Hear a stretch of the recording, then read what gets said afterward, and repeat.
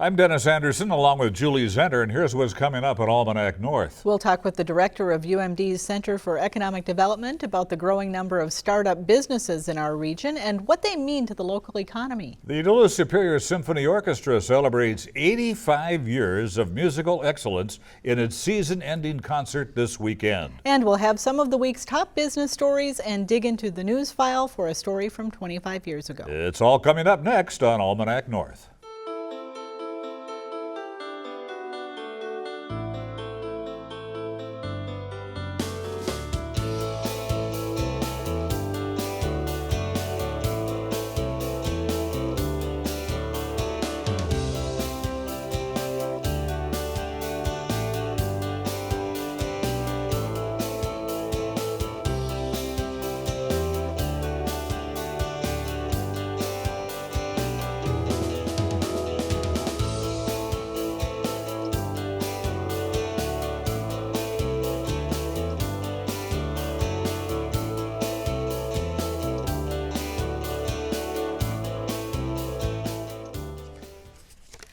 Hello and welcome to Almanac North. We're glad you have joined us. This week our show was recorded on Wednesday, so our crew can prepare for Saturday's symphony broadcast. We'll have more on that later in the show.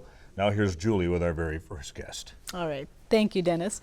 Welcome, everyone. Last week, UMD's Center for Economic Development honored a number of small businesses at the 25th Annual Joel Labovitz Entrepreneurial Success Awards. The annual awards call attention to small business owners who have beaten the odds and turned their ideas into successful enterprises. Here to talk about this important part of our economy is Elaine Hansen, the director of UMD's Center for Economic Development. Good to see you. Thanks for coming in, Elaine. Good to see you. Maybe you could start just by talking about why it's important to recognize entrepreneurs. Well, 25 years ago, when there was a meeting of local leaders in Grand Rapids, Joel Labovitz had suggested that we do something for entrepreneurs. And we're also celebrating our U.S.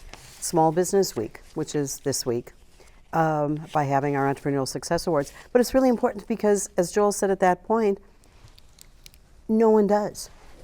There are events, there are conversations recognizing lots of different industries, lots of different groups, but there's nothing for entrepreneurs. What did they get out of the experience? And is it different for an emerging entrepreneur to be nominated or to win than it is for a mature or seasoned entrepreneur?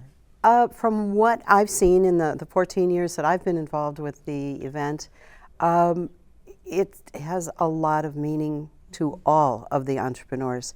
If it's someone who's starting a business, who's been in business just maybe a couple of years, for them it's like, I did it. And somebody's recognizing I did it. And one of the mature entrepreneurs, this was, I think maybe about 6-7 years ago, when he came to the podium, and this is a gentleman that is in his late 50s, he started to cry. Really?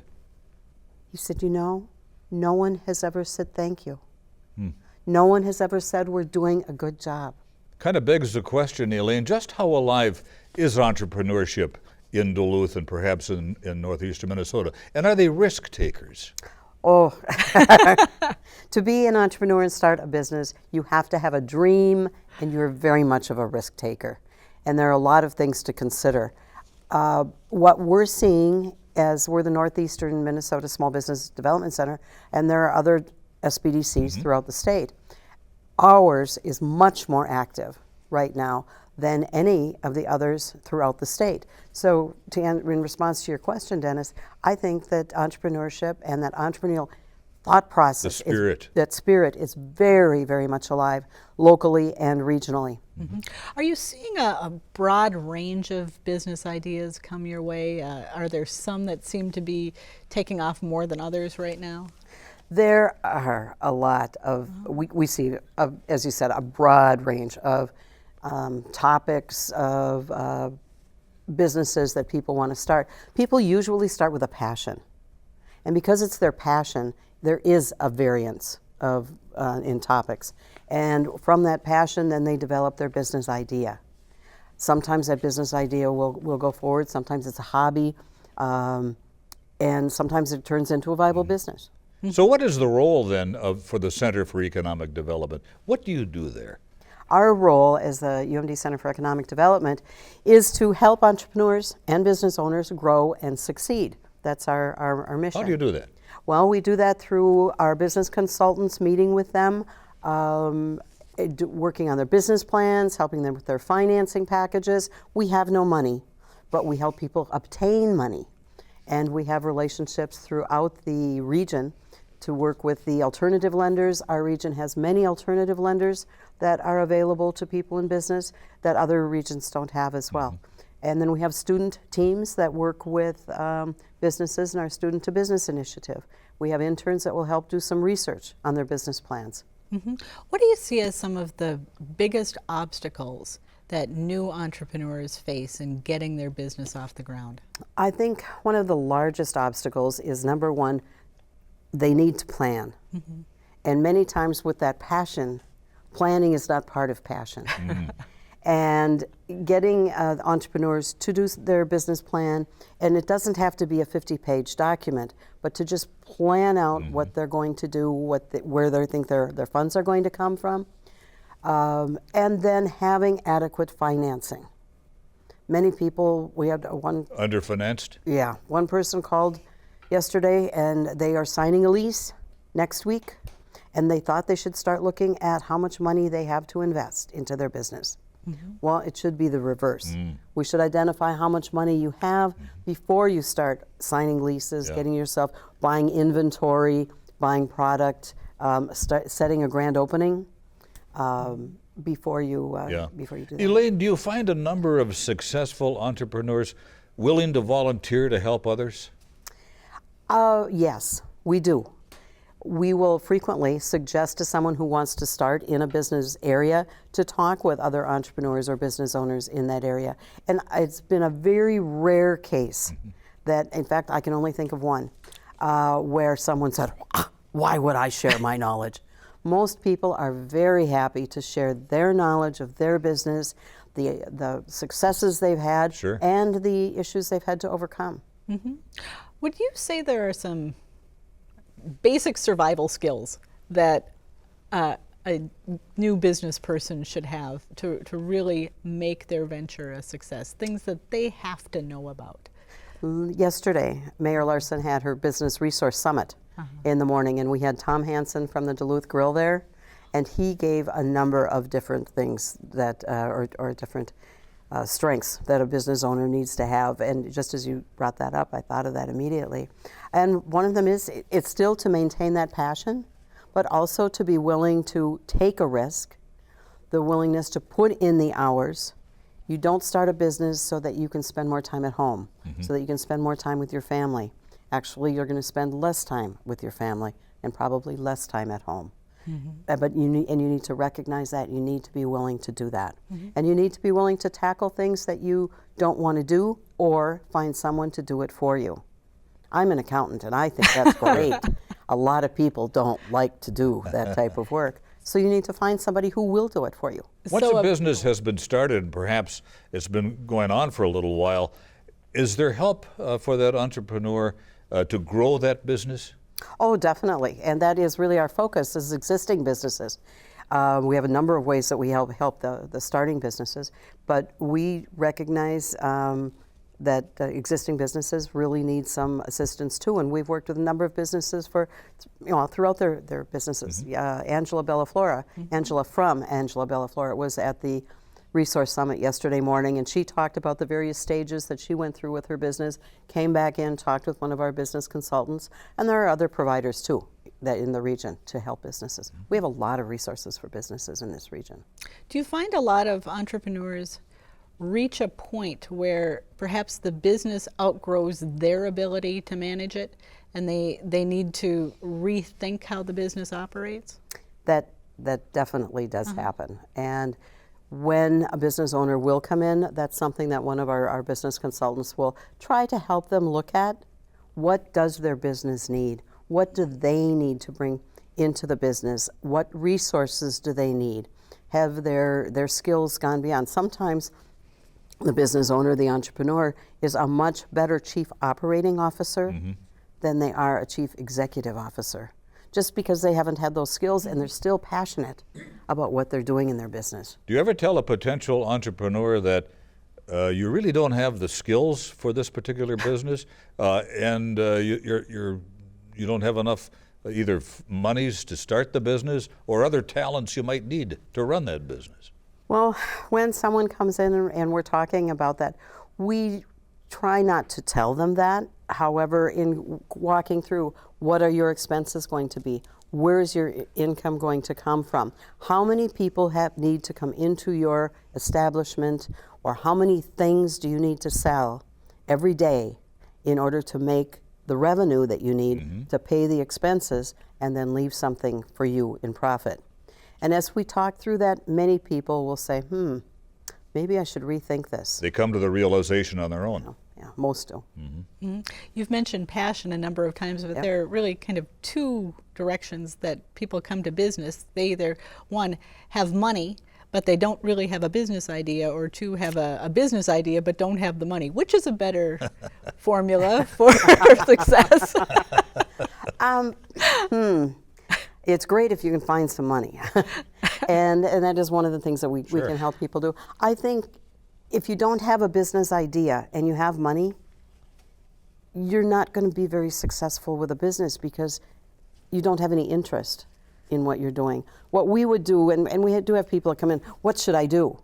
Well, what do you like to do? What's your hobby? Where have you worked before? What position have you held, or what business did you work with that you enjoyed the most? And help them try and find a path. I hear you saying go with what you know. Yeah. That's usually quite, that helps a lot. And what you like, so that you can get that passion. If you don't have any feeling for what the type of business, if you want to go into a fitness center, as I'm thinking quickly, and you don't like to do anything regarding fitness, that's not going to be very good. Wrong business. All right. Well, on that note, thank you very much, Elaine, for coming in and sharing some information, and congratulations on all that you do to help businesses get off the ground in our region. Well, thank you, and thank you so much for having me in today. It's We very learned a interesting. lot. Thank Good. you so much. Thank you.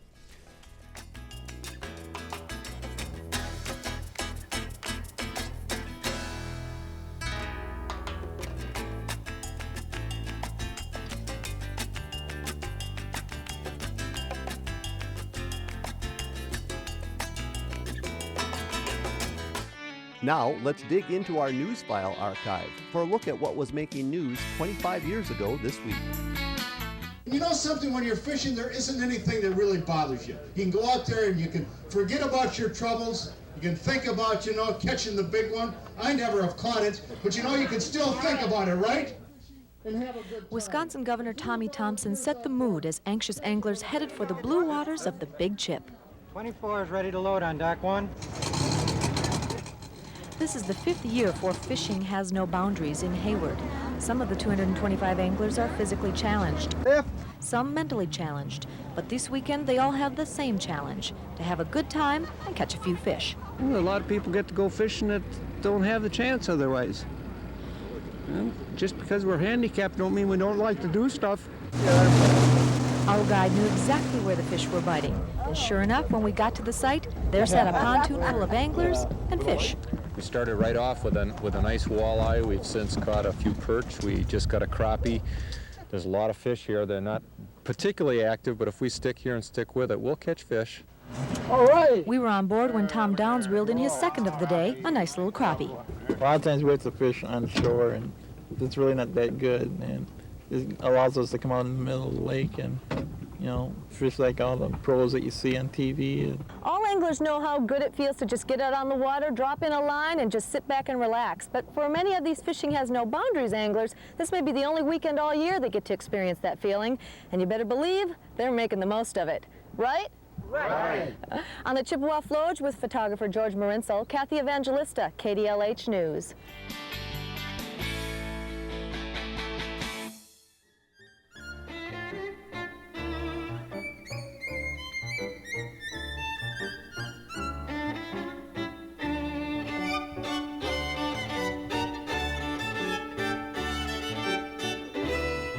Well, back in 1932, what was then called the Duluth Civic Orchestra gave its first ever public concert at the Duluth Armory. Now fast forward to this Saturday when the Duluth-Superior Symphony Orchestra will celebrate its 85th anniversary with a season-ending concert at the Dex Symphony Hall. During that 85-year history, the DSSO has become one of the finest orchestras in the nation and has big plans going forward. So, joining us now to talk about those plans is Dirk Meyer, the conductor and music director of the Duluth-Superior Symphony Orchestra. Dirk, welcome back. So what do you have planned for this Saturday? You know, for this Saturday, we have it's our final concert of the season. And so it's a wonderful concert filled with music that actually has some meaning in terms of the 85th anniversary. First of all, we started out with a short overture by somebody who is not really a Minnesota composer, but he's lived here all his life, Dominic Argento. Then the Chopin Piano Concerto No. 2, and we actually polled a couple of audience members and musicians and asked, so who does the Duluth audience really love? Who have they embraced over the many years that we've been around? And one name came up constantly. It was Alexander Korsancia. So we invited him back. I know he's been here as well at WDSE. And then in the second half, we performed Tchaikovsky's Symphony No. 4. And of course, 85 years ago, I think it was May 2nd, 1932, wow. Almost to the day 85 years ago, the DSSO performed its very first concert, and on that program was Tchaikovsky's Symphony No. 4. Wow. Now, both Tchaikovsky and the piece have an interesting history. Talk to some of that and what this music means in terms of the personal and emotional journey of the composer. Well, it was certainly a very heartfelt piece by Tchaikovsky. He was going through some really difficult stuff at the time in his personal life. And many have said that the opening is sort of like Beethoven 5, da da da da. Right. People say it's the fate knocking on the door. And people have compared the opening of the first movement of the Tchaikovsky 4 to a similar sort of mood. It's very sort of fate is grabbing me and how can I get out of it? And he makes it happen towards the end of the symphony. So it's really a struggle that continues, that starts in the first movement and gets resolved in the finale. How important is it for you as a director and for the musicians to kind of get inside the mind of the composer as you're putting a piece together? I do think that it is important, especially for the conductor as we're planning our performance and the interpretation, to at least have a good idea, like what was the composer going through at the time, why did he write this, what's the motivation behind it, and oftentimes you'll find that if you learn something about it that maybe you didn't know before, then you look at the music differently, and maybe you bring out different things. Maybe something actually sounds very happy, but there is some brooding line or something below, and maybe then you will bring that out. Or you might hide it and bring out the happy stuff, depending on what it is. So do you think the audience has changed at all in those 85 years? Are we a different listener today, maybe from what we were back then? Well, certainly. In many ways, the listener today they are very different from 85 years ago. And it starts with just our attention span today. I don't know what they say, but our normal attention span is not long. Not long. It's 2 minutes or even less. And I mean, here we are expecting people to sit down for, the Tchaikovsky is probably a 40-minute symphony. But on the other hand, I do think that the value that we have to offer in today's world is partly exactly that, to be able to just sit there, forget about your phone, just leave that at home or turn it off and just be able to, just let the music speak to you for more than 2 minutes. It really embraces you, doesn't it? It really does. It really does. So in a way, it's more challenging for today's audience because we're used to such a fast pace of life as opposed to 85 years ago. On the other hand, it did add another level of value that an orchestra can really present to its community. Is it unusual for a community the size of the Twin Ports to have an orchestra the size and the quality of DSSO and one that has the longevity of this organization? Oh, very much so. That is very unusual. A lot of communities have orchestras and a lot of communities of our size as well. Not many communities of our size have an orchestra of this quality. And with us celebrating our 85th anniversary on Saturday, that makes the DSSO one of the longest continuously performing orchestras in the United States. Wow. So that really speaks for what is happening in our organization and also in our community, the support that we get from our community. Dirk, what is the Heritage Fund campaign then? Talking about the support of our community. There was a very interesting article in the New York Times a couple of weeks or months ago at this point that said that orchestras are now basically charities. And what that means is that orchestras cannot cover the cost that they incur through ticket sales. And that's true for pretty much every orchestra in the United States.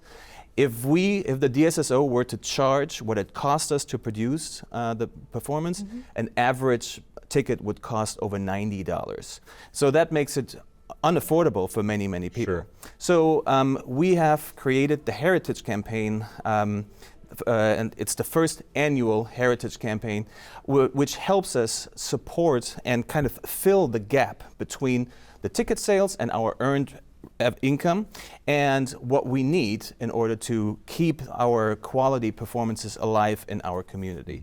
So we have a $120,000 matching gift that came from 12 individuals who each gave $10,000 and are now challenging the community to match that gift.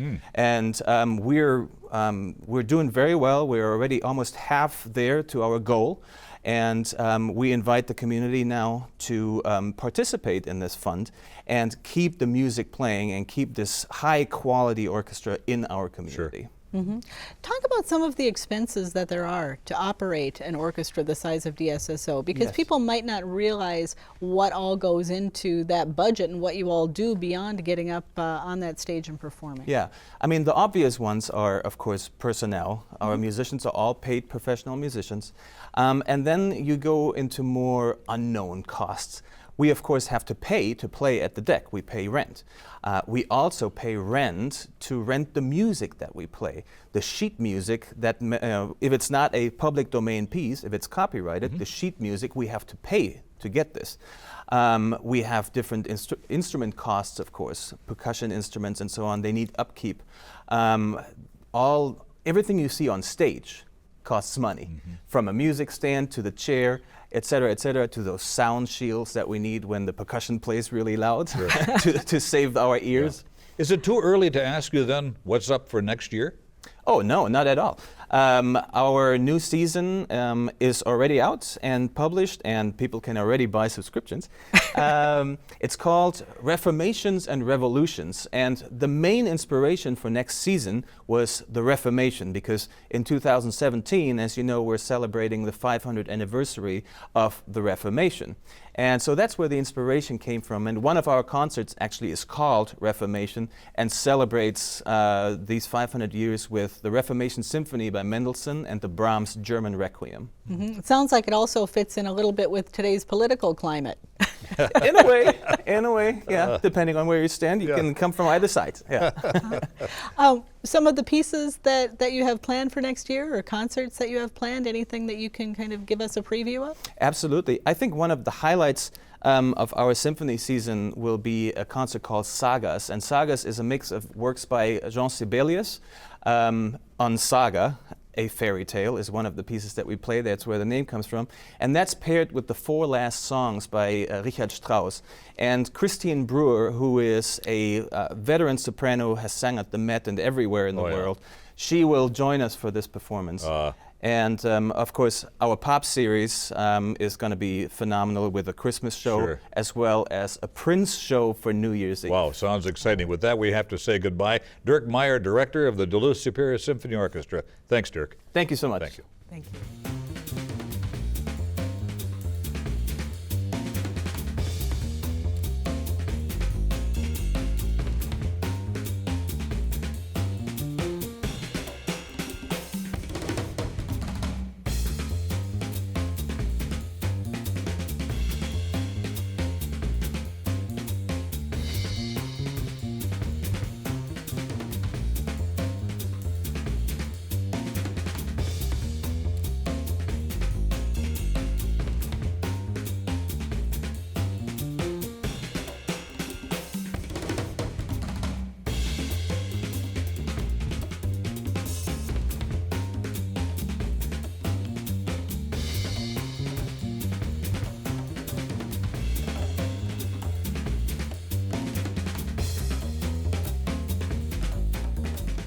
Time for the week's business news from the folks at Business North.